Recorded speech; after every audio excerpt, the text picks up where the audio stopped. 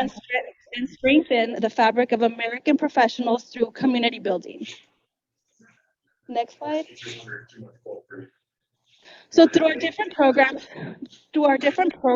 we showcase up here. We strive to develop a community of Hispanic, Latinx business leaders that can serve as role models for generations to come. Next slide. So our annual national convention drives impact opportunities for our sponsors and members. And last year alone, we had 3,200 attendees. We had 77 partners. We gave over $700,000 in scholarships and raised $150,000. And so this is one of our largest events. Next slide. So last week, we had our Women of Alpha event where we invite and showcase Latina leaders to share their stories, network, and draw inspiration for our members. Next slide. We also put together a tech summit annually. Next slide. I know I was going to have the clicker. Networking opportunities. And actually, this is where the picture of the president of our chapter would have been. So she has a message. So a message from our president, Amanda Mendieta. For over 20 years, we've been working with several business partners and community leaders in the Bay Area to empower leaders to reach their leadership potential. Through our different programs, we strive to develop a community of Hispanic, Latino, Latinx business leaders that can serve as role models for generations to come. As the president of the San Francisco chapter, I encourage you to join our efforts of building Hispanic, Latinx business leader that can make a difference in our country.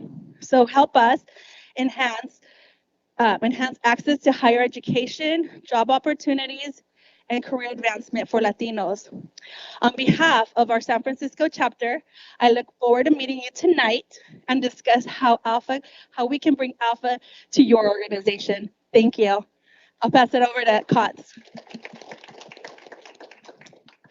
I'll make this very quick. We have a really good program to share with everyone here today. If you go to the next slide. So just a little bit about Ascend, if this is the first time that you're here with us. Ascend is the largest nonprofit Pan-Asian leadership membership organization in North America. We have 19 professional chapters, and we have close to 45 student chapters across North America, US and Canada. Really proud to have this event here at Robert Half and the partnership with Alpha. Thank you, Amelia. Thank you for your Alpha San Francisco leadership team for allowing us to do this today. I think it's a great opportunity to hear from our panelists here today. I was on the prep call and I was super excited to kind of hear their stories. So I won't spend too much time on anything else, but if you go to the next slide. There is an advantage for us, right? I think there's an opportunity if this is your first event. Show of hands, Ascend's first event. Okay, good. All right. How about your first Alpha event? Awesome. There you go. So just really there's an advantage. If you don't have a partnership with Alpha or Ascend at your organization, highly encourage it. Strategic partnerships are vital to your ENG, your ERG, or BRG. So continue to expand, continue to have these partnerships, and you'll see a lot of great results from that. Go to the next slide. Without further ado, I'm actually going to introduce, or actually, Miriam, if you'd like to introduce the panel, I would really appreciate it. Thank you all for coming today. We'll do a quick announcement at the end, but without further ado, leave it up to the panel. Thank you. Hi. Can everybody hear me okay? Great. Well, thank you so much, Amelia. It's been forever since we've seen each other, and Alpha and Kotz and Ascend for having us today on a really interesting conversation that we hope you'll have a lot of great takeaways and connection with us as we try to share our experiences, which may be shared experiences for all of you as well. So without further ado, to introduce our panelists, we have Sylvia Lee Sam, we have Jean, and Maritza, his wife, and Robert Half, right? So great. That's correct. You've got a lot of your homies here. You're on home turf here today. So That could be good or bad. it's funny. We were just connecting and talking about some of the things that we love about being multicultural, and people are eating the food. It's amazing, right? Please save me some because I'm here for the food. Just kidding. So yeah, excited to be able to have conversations with everyone here. A little bit about me. I speak about myself as or I present myself as an Asian, Middle Eastern Latina. You're probably like, what the heck is that? Like, I've never met anybody like that. So my parents were immigrants. My mother was Japanese, born and raised in Peru. My father was Israeli/Bulgarian, and they met in Miami, of all places, a very Latin melting pot. And I was fortunate enough to grow up in a Cuban culture. Age of 10, right? Love me some Cuban food. Don't get me started. Moved to Los Angeles and got to learn and embrace the Mexican culture, right? Just dramatically similar, if anything. And I think that can be a common theme is what we're going to be talking about is the similarities. But yeah, first gen, low income, didn't have a family network, and we leaned into our community of other immigrants that had shared experiences and were going through a lot of the same things. And so they were our chosen family. And so not only coming from a multicultural background, but also establishing a multicultural network to lean into and lean on. And I'm sure a lot of you have very similar experiences and our families as well. So that's a little bit about me. And yeah, we'll get some of this conversation going if that works. Okay. First question is really love to hear from Sylvia. Sylvia, you're an amazing Peruvian Chinese American founder. A lot. It's a lot. A lot to be proud of. Yes. Right? So when you think about your unique perspective, how has your unique culture and that perspective really influenced your approach to business and the teams that you lead? Well, for those who don't know me, I was born and raised in Peru. So both my parents are Chinese. They immigrated to Peru in the 80s, which was actually not a good time. It was like the time of like terrorism, hyperinflation. My parents saved a lot of money. They tried to escape like communist China. So they moved there during the 80s, had, no knowledge of the culture because back then it's not like you could Google anything. And they moved there during the 80s, stayed in Peru, learned Spanish, figure out how to live life there. And actually now they own 2 successful Chinese Peruvian restaurants in Lima. And so I started working there, working at a restaurant since I was 10. I was like cleaning the walks, I was a cashier.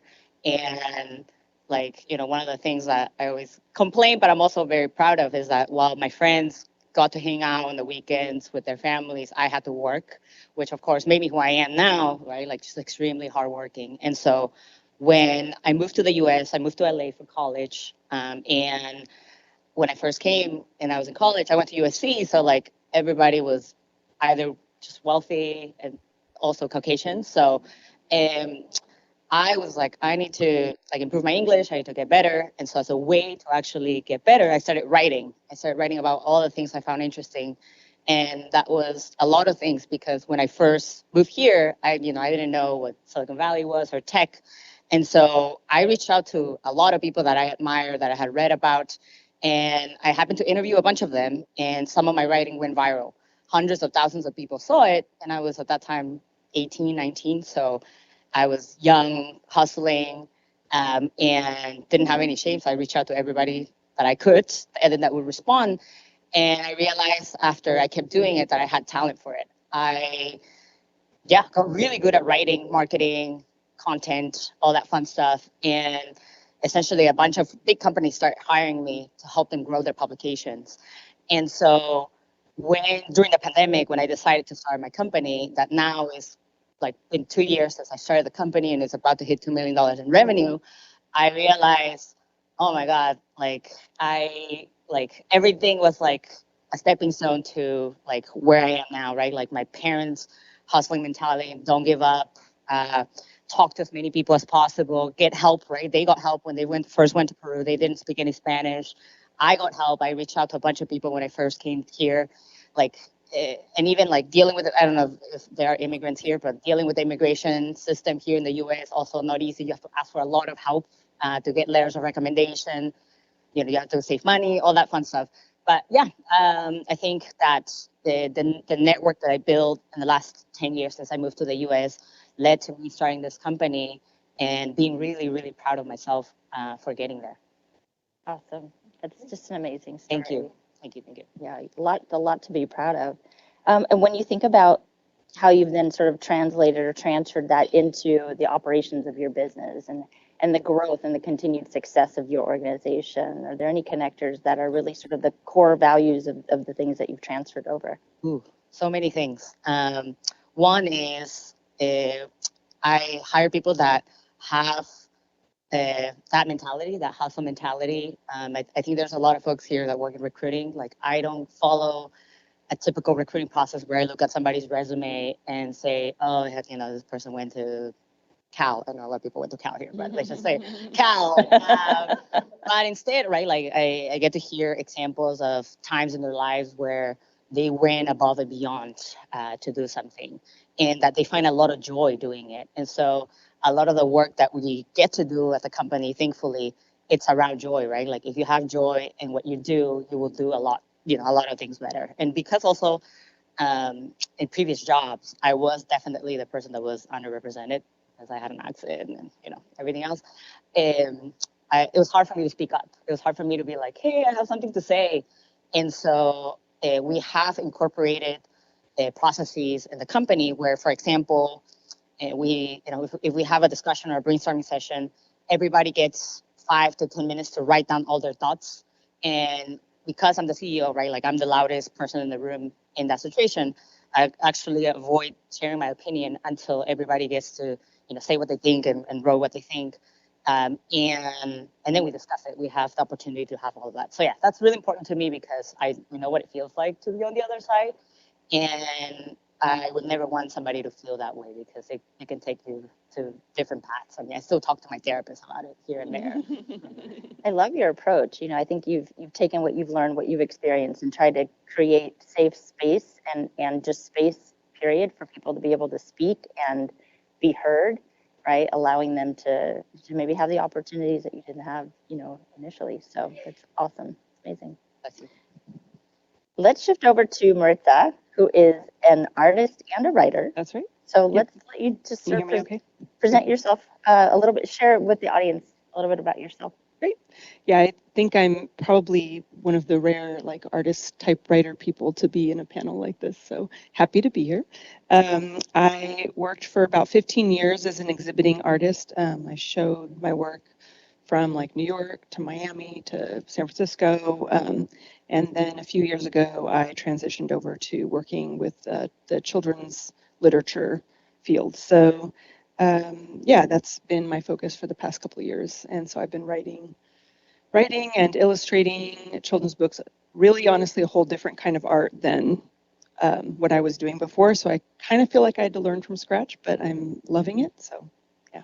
And you have a book coming out? I do. I have a book that I am putting before literary agents, trying to get that literary agent. So that is my next step. And I'm hoping once it goes past that, the way the industry works is it takes about 2 years once you get signed with a publishing house. So that is my next step. But I do have a couple books and there's one that is fully ready to go. I love it. I love it. And great segue into my question specifically about how this all connects to, you know, what you do. But like, how do you incorporate your cultural background and heritage into your work and your creative work and what you choose to share in your stories? Yeah.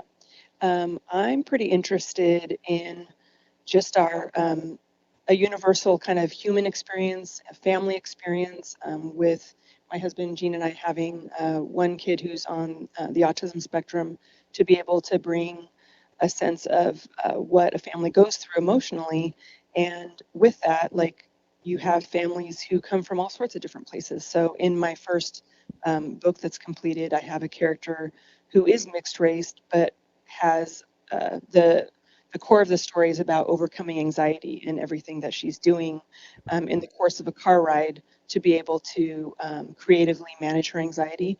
And she thinks about her abuelita, her Mexican grandma. She thinks about her halmani, her Korean grandma. And it's not a main part of the story. It's just part of who she is. It's not the thing that she's communicating to everybody. It's just part of how she lives and her family experience. So that's something that's interesting to me. And I'm really interested in how people move from one place to another. Like Sylvia's talking about her experiences, her parents' experience and moving to Peru, and then her own experience coming to the United States.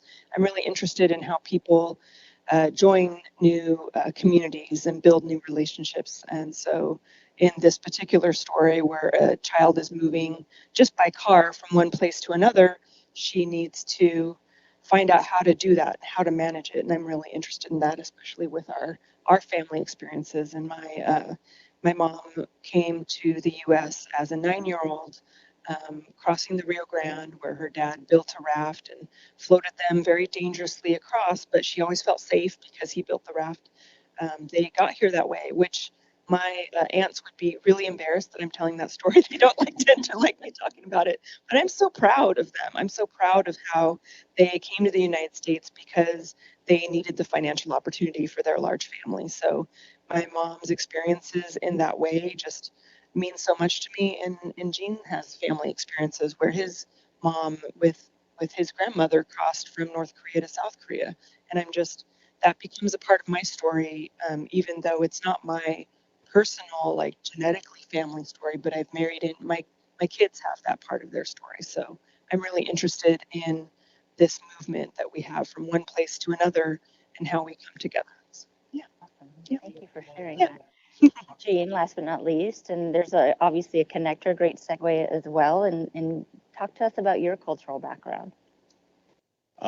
Sure. Thanks, Miriam. So first of all, I just want to say thank you very much for coming. I guess I should be like host because it is Robert Half and I work for Robert Half. So I appreciate you taking a Friday evening to come out here and join in on this. So hopefully you can relax and have fun too. So there you go. Thank you. All right. Well, there are drinks. Yeah, and there are drinks and great food, of course. So a little bit about me. I'm a second generation Korean American. I do see myself, though, more as an American who happens to be Korean because I grew up in the Bay Area. And my parents, they immigrated here when they were in their 20s. And obviously I was born here. I think I grew up around mostly, I didn't have many people that looked like me when I was growing up. And I felt internally like I was American. And for the most part, I was treated like I was an American. And obviously, I don't look Caucasian. So I think I was treated differently at different times. And I think that's part of the experience I went through growing up. I've been in the Bay Area all my life. And yeah, obviously, we have a lot of stories to talk about, and I don't know where you want to take this, but because I saw myself as American versus needing to be the good Korean boy growing up, obviously married outside of my culture, my ethnicity, and Rebel. there's many more stories that go with it, but and it affected how I made decisions about my work and my job and everything like that. Well, let's take it down that path. I've got a question for you. Sure. So you've got this beautiful multicultural household, right? And so how does raising children with the two multicultural backgrounds, maybe more, right? We're all mixed, under the same roof. How have you navigated the intersectionality of your cultures under the same roof? Okay, well, I'll go first. So both Maritza and we both see ourselves as American who happen to be Mexican or Korean. And I think that's where our commonality started. And I think in the same way, our kids feel similarly. They see themselves as American who are also Korean Mexican, right? So in terms of raising them and keeping them attached to their cultures, I think we're very fortunate. My parents live down the street in Rossmore, so they come over. My mom's a typical Korean mom. She'll come in unannounced, barge in. She'll come in, bring food, make sure we eat, all that kind of stuff, and then she'll also speak Korean to the boys, make sure that they're eating well. They don't always understand. Yeah, yeah, we don't. But yeah, so so I think that my parents have really worked to influence them and make sure that they appreciate their Korean culture. And then in the same way, we also had abuelita living with us in an in-law unit. So her name's Estella. Estella had lived with us. She passed away earlier this year, but she, for their entire lives, have influenced them, help them to appreciate their Mexican heritage. So that was a big Singing influence. songs in Spanish and sharing her stories and her life with them. So yeah, that was great.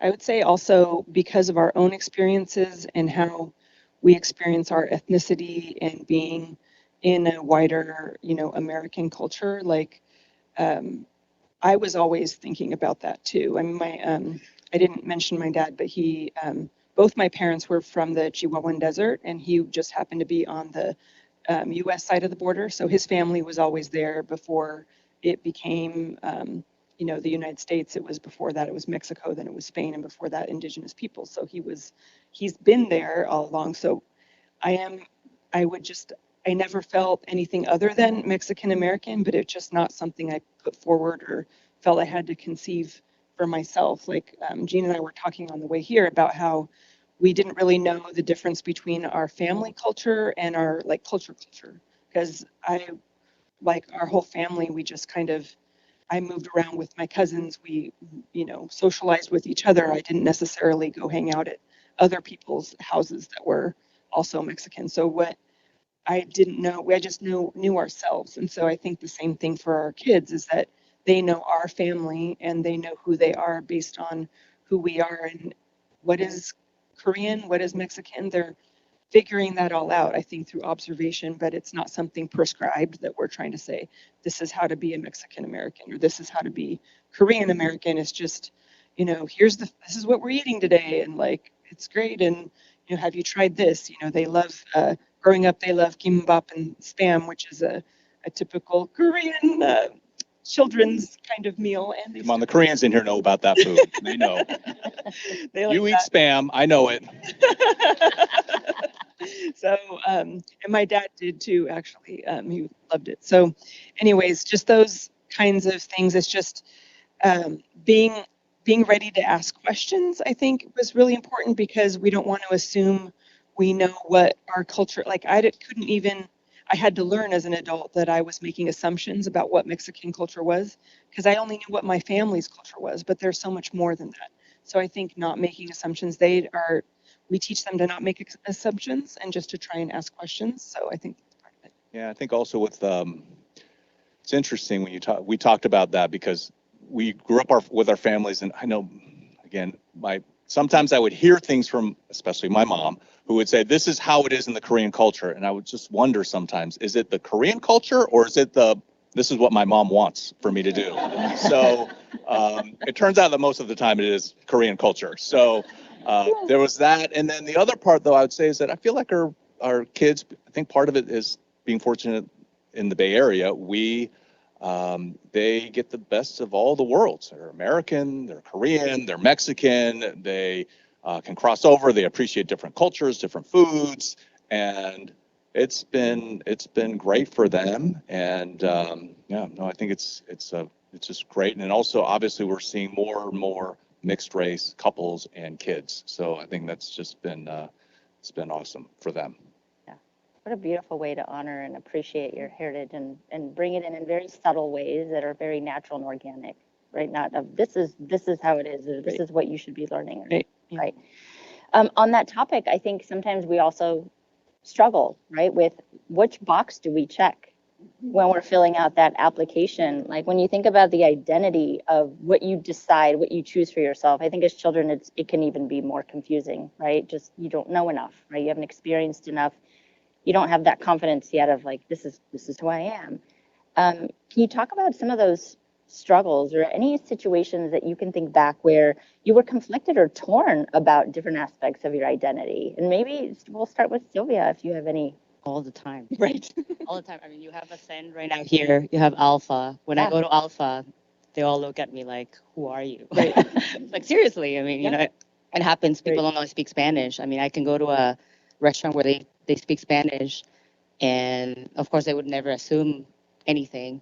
And then on the other hand, if I go to an Asian event, it almost feels like I'm never enough either. And so I remember before starting the company, at all the different jobs that I had, it was always like, oh, like, is she Asian or is she Latina? Like, they ask you, right? Like, explicitly, are you Asian or are you Latina? And I think the energy that you spend having to explain your whole background, literally start from scratch, it's always been like in my head, right? Like, I don't know how to answer that yet. And like, I'm definitely, of course, Chinese, like fully Chinese, but I did grow up in Peru, so I'm like a very warm. I mean, it's a stereotype, but like, I am like a warm person, and I like to dance, I like to sing, I like reggaeton, I like rock, I like all these things, and it just, when I check the boxes for an event or for joining a club or for going to speak at a panel, it's always a conflict. It's always a conflict that, yeah, I have to like figure out. But I think I am really proud of myself, and uh, I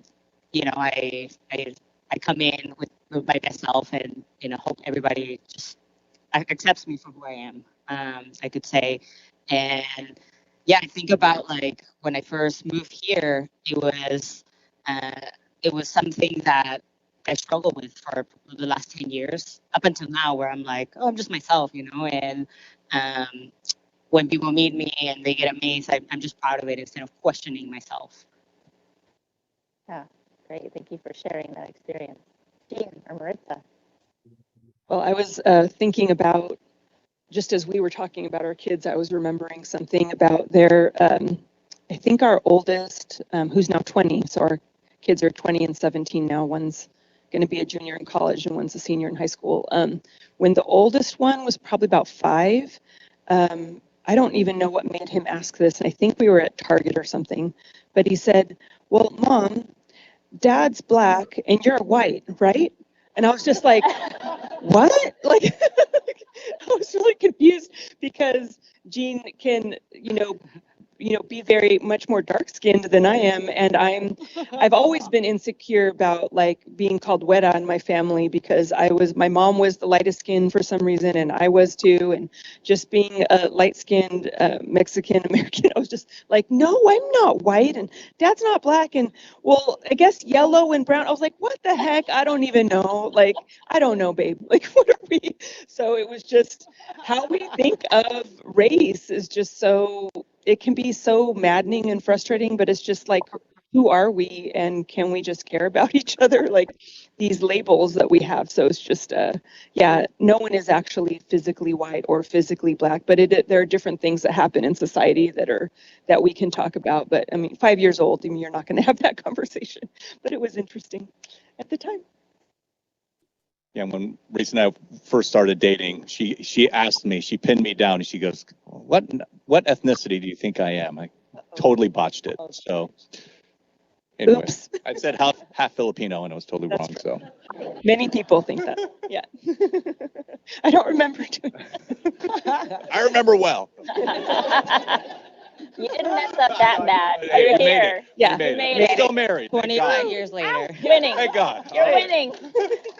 I think about our boys though too, because I think part of it is, I mean, honestly, your last name makes a big deal too, right? So they do identify more as Korean because they took my last name. So, and they have more Asian features than I think Latin features, or at least on the outset. So, Although, yeah, when we look at pictures of my aunts and uncles when they were kids, I'm like, oh my God, that's Nate. Like, it's just, how do we know? What do we call what is Asian and what is, right. Yeah, because when we Latino? go down to see family, Maritza's side of the family, they would say, "Oh no, they look Mexican." Like, oh my gosh, okay. So it sounds good to me, right? So anyway, so it's great. Yeah. Shifting the identity component into the professional setting, how has identity played, cultural identity, identification, intersectionality of all of it, played a role in maybe career choice or where you've landed and the level of success that you've had?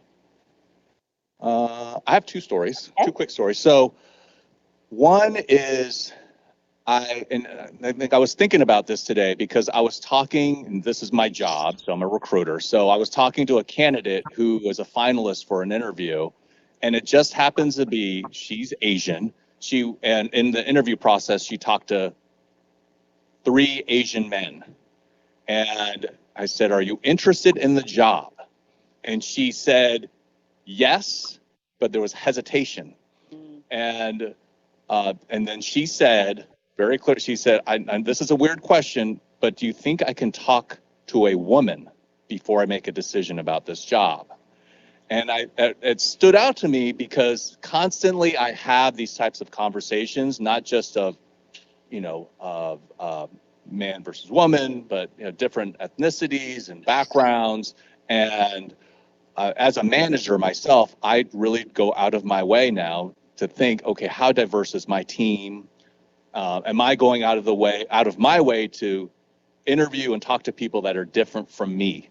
Because that is a big deal, and it's very easy with implicit bias and everything like that to end up hiring people that look like you and sound like you and think like you. So that was one thing that really stood out to me.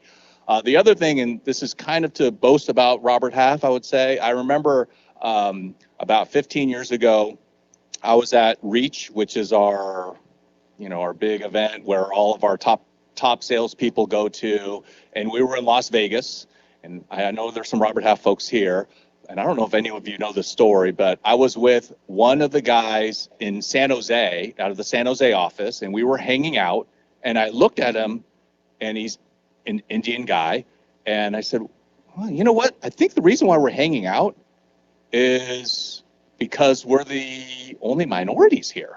And we said, wait a minute, is that true? And then we looked at the crowd and we said, oh my gosh, we're like, wait a minute, there's like everyone's either a white male or a white female. Good thing we're hanging out, I guess. And but that was 15 years ago, and I think it has changed tremendously over the years. And so I'm really glad that Robert Half has evolved as a company. Cheers there. Great story. And I love how you bring in sort of the connector of like what's different about us makes us connected. I work at Madison Reed. It's a hair color company. I don't know if anybody is aware of it. But one of the things that we say often is what makes us different makes us. And I often wonder, should there be a change in perspective? Should it be what makes us similar makes us stronger, right? It's just changing that perspective of intentionally looking for things that make us similar instead of something that separates us even further, right? And that point of view and how that can sort of shift the conversation a bit. And so when I think about that and along the lines of like allyship, like what should we be doing in our spheres of influence to be creating spaces where we can actually have more of an inclusive environment and open up the space for that dialogue to happen? Do you have any experiences or anything that you currently do, maybe in your company, in your work settings? All right, well, I'll speak. So, that's one of the things I love about how we've evolved as a company. We have Apex, which is our Asian ERG. We have Ascend. And obviously I'm married outside of my ethnicity. I just implicitly, just by being married to Maritza, I appreciate the Mexican culture so much, right? I mean, there's so many incredible things about the Mexican culture, about her family that I love. Obviously the food, the cooking, they value family. There is a certain just no matter what, we're going to accept you feeling that I get from her family. And sometimes it's a little different from my family, right? So, and I really appreciate that. And I think that when I bring it to the office, I think, okay, how am I, there's so much more to learn, and there's so many strengths that different people and people with different backgrounds bring to a company and to a team. So I just firmly believe that it makes a team so much stronger, so much better to be able to have a wide variety of backgrounds. I also think too, it's interesting, even, I remember at various times when we've hired someone who is different from the rest of the team, meaning maybe different ethnicity, and there was a time I remember we were trying to get a hold of a candidate, and no one could get a hold of this candidate, but that person who has a different background got a hold of that candidate.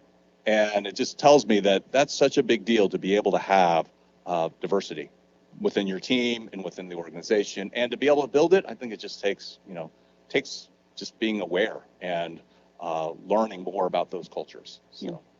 And I think coming from my interest and experiences with storytelling as a whole, I mean, obviously I'm in the children's book market, but to be interested in stories, I think just being on an individual level, being interested, like being willing to hear, being willing to ask questions, being willing to learn, I think is something that's really important.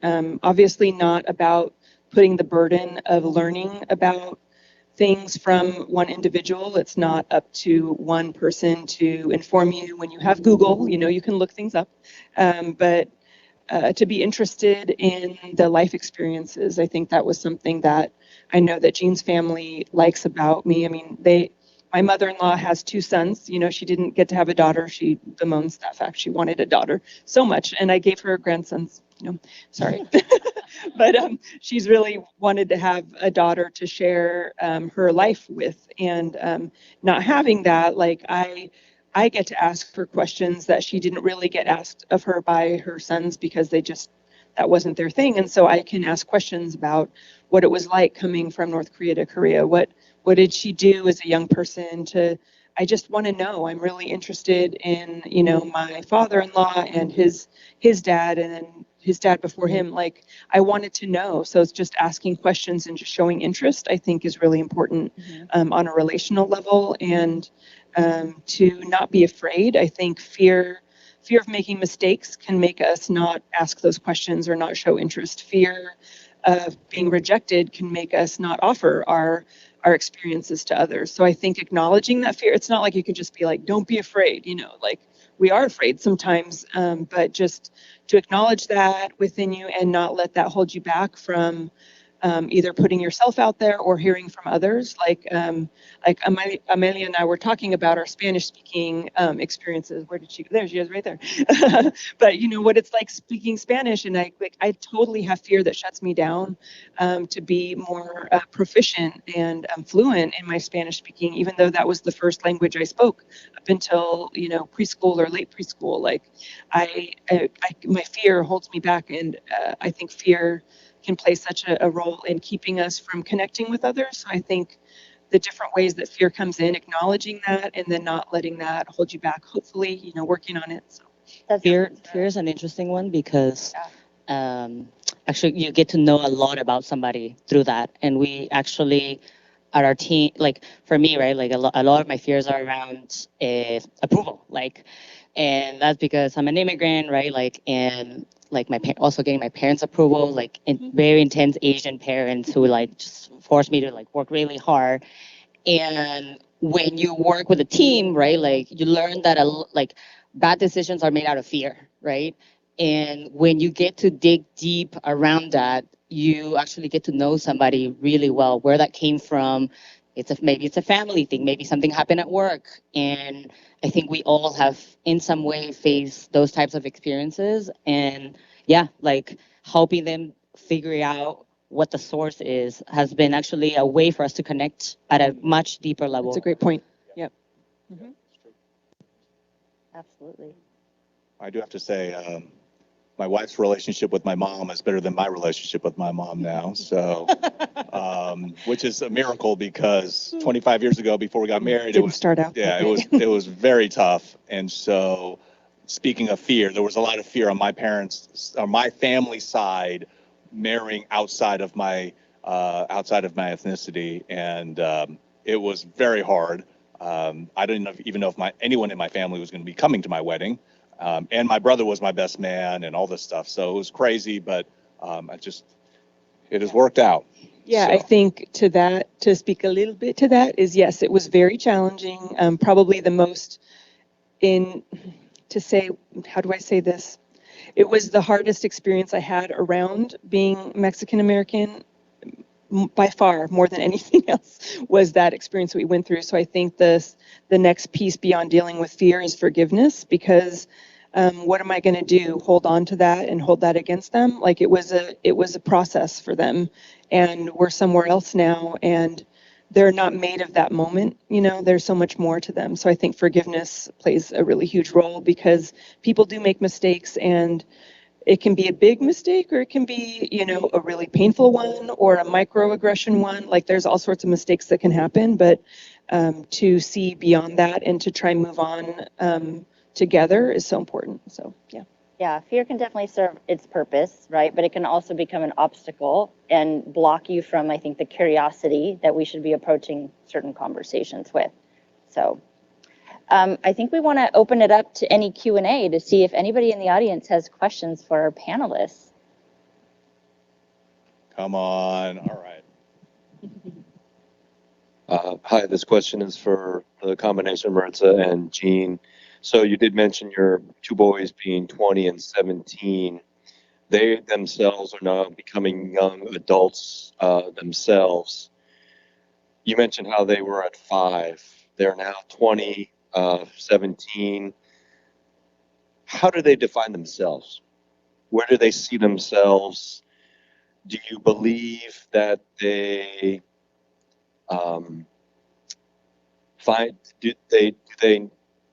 do they relate themselves in a position where they are looking to possibly benefit or advantage as much possible in life, knowing the fact that both families have had a lot of challenges over the years?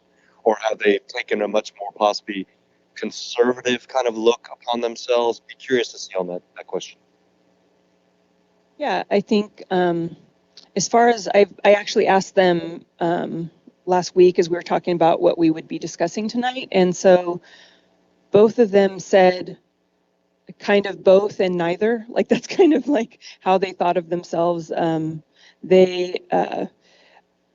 think there's probably less personal identification for them with being Mexican, because my mom was a fluent English speaker, and because she moved here so young, she had a lot of American experiences in her life, versus Jean's parents, who moved here in their late 20s. So there's more of an accent that they brought, and more kind of immersed in Korean American culture, whereas my mom was pretty diverse in her relationships and things. So they tended to, somehow that stood out to them more. And then I think when it comes to how they identify themselves, I think on paper, they check all the boxes that apply when it comes to that, and luckily they don't have to just pick one anymore. But I think that I feel like I'm missing part of your question, but yeah.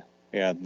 That's why I kind of started off by saying, Maritza and I, we see ourselves as American. I think they see themselves as American. That's the short answer, because but I think they appreciate both cultures a lot. And they have a lot of friends that are also many different kinds of mixed Yes. ethnicities, or non-white and white. So they've just kind of, for like our older son, he tends to have more friends that are very, very mixed or non-white. And then the younger one, maybe because he's on the spectrum and maybe his classmate, I don't know, he tends to have a lot of white friends. So I don't know. It's just kind of probably personality and who they end up with.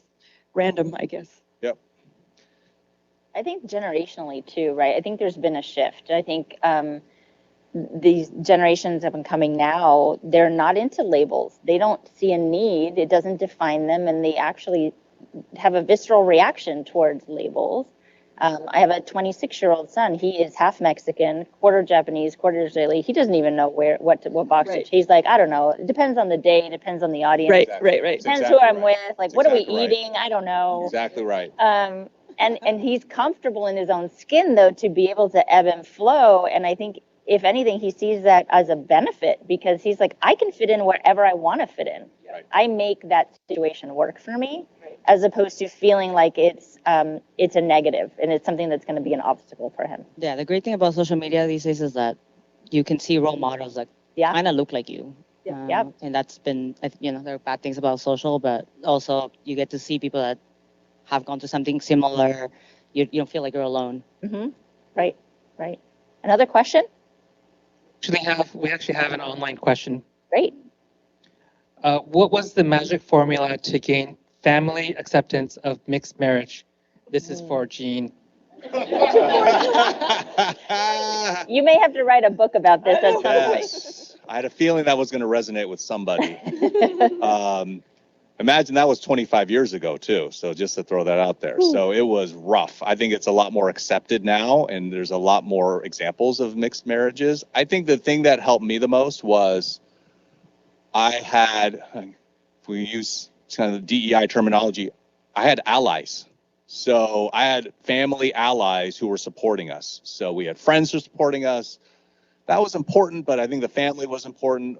Maritza's entire family, I mean, I said, does anyone not support you marrying some Korean Asian guy? And they said, no, everyone, they love you. I'm like, oh, fantastic. So it's great. And then had support from an aunt visited from Korea. So my mom's sister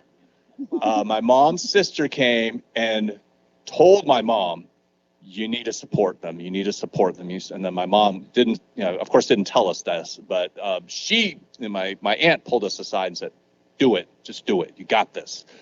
Don't listen to them. Just do it. And of course, she was the one who married an ex-con, by the way, who turned into a. But she was a. Story gets better. Yeah, no, it gets better. But he became a minister. So they, of course, the family didn't like him, but they're still married. So and we still are too. So all is good. But I think that's the biggest thing is getting allies in the family to support and stick with it. I mean, I think the big thing is that it made our relationship stronger, right? And we were very confident that this was the right decision for us. Yeah, I think open communication between ourselves about the difficulty, like the frustration. Like I was certainly hurt and angry, but I also knew it's his parents, so it's not like I was going to, just let loose and say a bunch of negative things and bitter things. Like I didn't want to do that either to isolate him, but I was also honest about the difficulty in that. But I was kind of telling you, Miriam, about food, like how important food plays a role. And so when Jean's mom took me out to eat, before the wedding, she was just trying to get to know me and still kind of trying to size me up coming around a bit. Finally coming around. It was about 3 weeks before the wedding. Right? About 3 weeks before the wedding. Oh, but prior to that, part of the difficulty was because my family had some broken things. My parents were divorced. There's kind of like, just in her asking about my brothers and sisters, I was like, oh my God, like this is going to be, judgment is coming. So that was challenging. So that was I'm sure that was part of the difficulty in accepting me, was just kind of knowing the structure of the family I was coming from and what that maybe additional fears, not just cross-cultural, that gave to her. But so when she took me out a few weeks before the wedding, she took me to Korean food, and she ordered me a soup that she said was, dokmandukuk was Jean's favorite. And so try this. And I ate it, and I did not know what I was eating, and it was a little bit challenging. I love it. It's my favorite now too, but at the time I didn't know what the dok was. I thought, I was like, what am I chewing? This is scary to me. But I ate it, and she was happy that I was eating it, and she was like, try the kimchi, and I was like, oh my God, so try the kimchi, and so I did. And she was really impressed and happy that I ate everything she gave me. It was a test, and I passed. So You gained acceptance through I gained food. acceptance through food, but I love it. it's good food, so that is a good thing. But that was really important to her, I think, just to know that I was not going to push away and not reject the culture either. Yeah. So that's part of it. It's an interesting question posed because it's an interesting situation to be in. You've got individuals that choose willingly to be immigrants into another company, but they're bringing old world into new world, and then there might be an expectation that you carry on the old world. Right. It's an interesting dichotomy. Another question. I have a question. Okay, it's working. This one's for Sylvia. You talked about having a difficulty to check the boxes of identities, right? Not feeling Latina enough or not feeling Chinese or Asian enough in different circumstances. And I can imagine that's still an ongoing journey for you and many of us in the room here today. Could you maybe expound on that? Maybe share one or two stories of how others have helped you in that process, how others have been strong allies for you, so that we can learn. How can we be that good ally for those who are experiencing the same turmoil as you are? The story I'm going to tell you, it actually changed my life because I saw somebody on the news that looked Latina, but also had some Asian features. And I was like, interesting. So I clicked on it, opened the article, and she happened to be Peruvian Chinese, that she was a VC here in San Francisco. And I was like, oh my God, that's crazy. And this is when I was in college. So I was using Twitter a lot at that time. I still do, or X. And weird, but okay, X. And yeah, I reached out to her cold and I told her, hey, I'm a college student. These are my aspirations. I just saw you on the news and I would just love to talk to you. And thankfully, she actually did accept the invite to chat. And so I talked to her, we bonded. And when I moved to the Bay, maybe a few months after, we connected over coffee. And that's actually how, through her, I landed a job that we were just talking about this job. It was a job I worked for a very wealthy individual who just basically created a company that was changing high schools in the US. And I got that job because the woman that I connected with referred me to her business partner whose roommate was actually hiring. And that company sponsored my visa. I got to travel across the country through that job. I met both presidents, not Trump, not the presidents. And I got to work with LeBron James, like all of these incredible opportunities that led to the network that I have now that I used to start my company.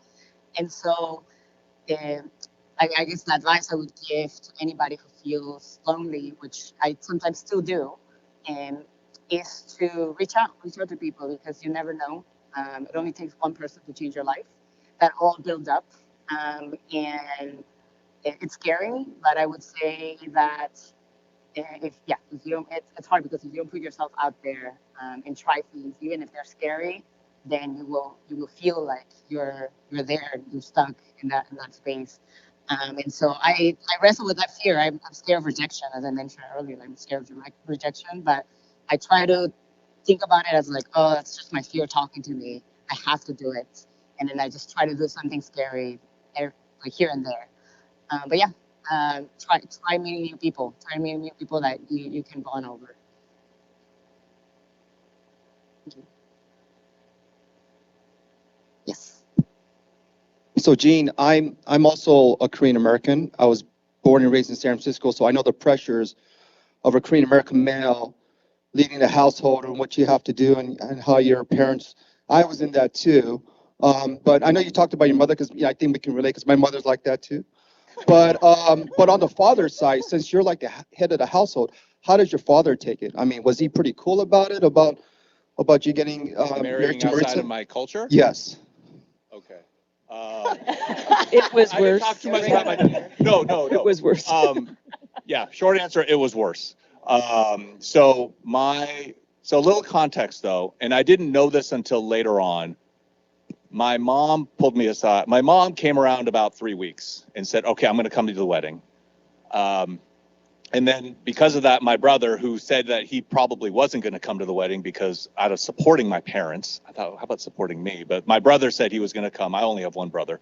And so he was going to come. But then my dad said, no, I'm still not coming. I don't want to talk to her, everything like that. And then my mom pulled me aside and said, here's the reason why your dad is having such a hard time. It's because you're the oldest son in the family, right? And my dad was the oldest son in his family. And so it's really, there's a lot of pressure on my dad, and he felt a lot about it. But I think the biggest thing is that we kept, I mean, now we had a couple other allies, my brother and my mom. And so we all kind of prayed, and we're supportive. And my dad came around, I think it was the Monday of. So 5 days. No. He said he was going to come. He said he was going to come like around Monday. He goes, all right, I'll come to your, I think rehearsal dinner on Friday. Oh, thank God. Okay. So he was coming, and then, which was great too, because at the wedding, one of our best pictures is a picture of my dad hugging Maritza and giving a big hug, and he was smiling. So it was really cool. And behind, you see Jean going like this. Oh my God.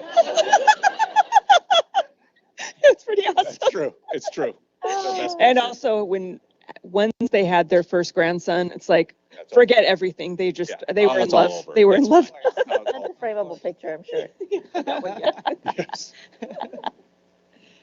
One more question.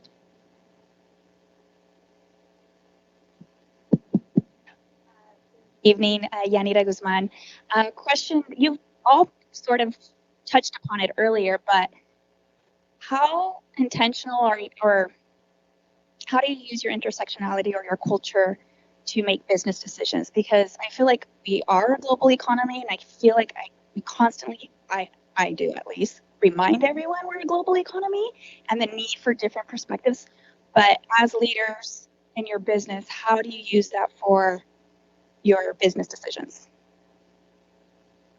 I only work with mission-driven companies, and that means they either fall under education, climate, health, and I'm missing one. But things that are important to me that I feel like will drive some sort of impact in the world, right? And things that I find interesting too.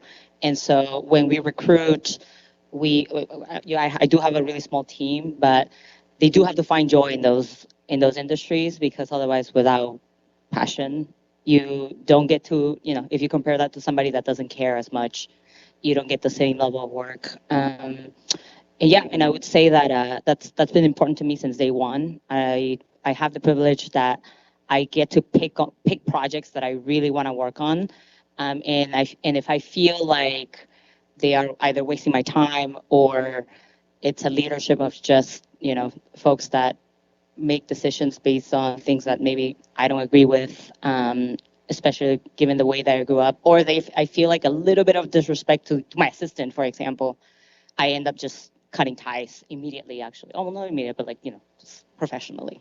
And so, having those values set up from day one, really important, because I think you can get lost with the amount of contracts that can come in, right? Or with the amount of money you have. And obviously that doesn't bring happiness or joy into your life, right? You're happy when you do work that you truly enjoy and respect the people that you work with. Is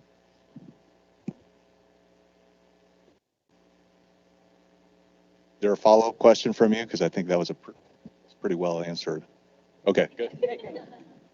I think the only thing I'll add to that is everybody has to embrace that they bring their own unique perspective and point of view. Nobody else in the room has that point of view. And the minute that you start leaning into that as your value add to the organization, to the team, to wherever you're working, you now stand out. There's a purpose for why you're there, right? And so when you think about decisions, absolutely, you need to be part of that conversation, because if you're not that voice, who is?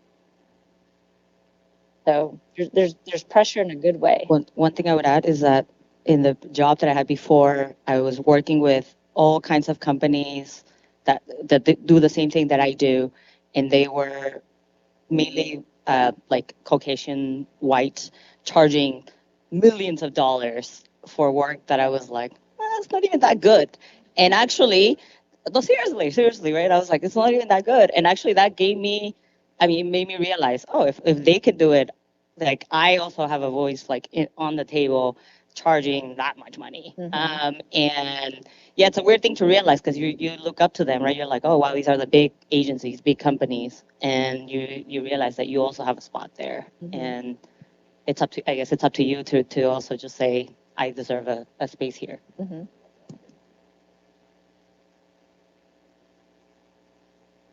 That is it for today. Thank you so much. Round of applause for everyone here. We do have a small gift for everyone. Thank you so much. Thank you so much. Thank you.